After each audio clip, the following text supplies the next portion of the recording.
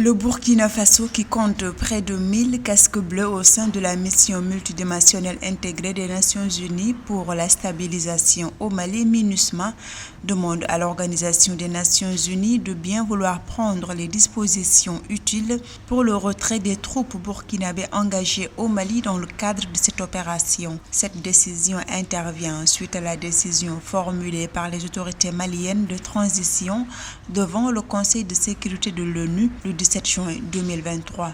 Le Mali a demandé le retrait sans délai de la MINUSMA. Le gouvernement du Burkina Faso a déclaré ce dimanche 18 juin 2023 avoir pris acte de la demande et félicite le Mali.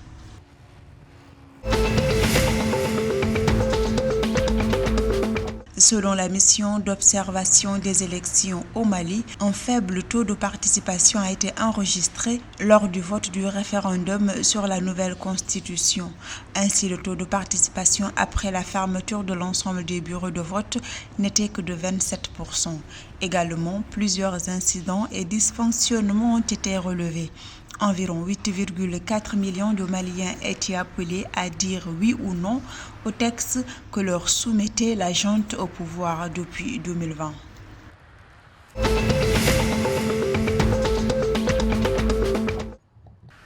Les ressources du budget général mobilisées par la Direction générale du budget du Sénégal au 31 mars 2023 s'élèvent à 790,65 milliards de francs CFA, soit un taux d'exécution de 20,2% des prévisions de la loi des finances 2023.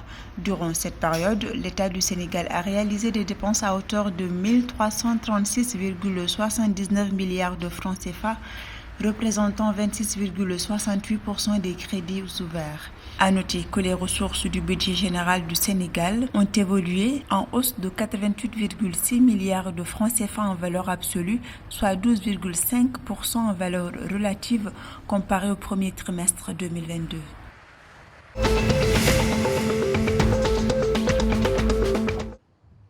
À compter de ce lundi 19 juin jusqu'au 7 juillet 2023, l'autorité togolaise de régulation des communications électroniques et des postes mène une enquête de satisfaction sur les opérateurs télécoms opérant au Togo. Elle va ainsi évaluer les services et offres des opérateurs de télécommunications électroniques fournissant des services dans le pays. Sur cette période, les consommateurs seront appelés par le régulateur à donner leur avis sur la qualité des prestations des opérateurs et autres services de communication électronique.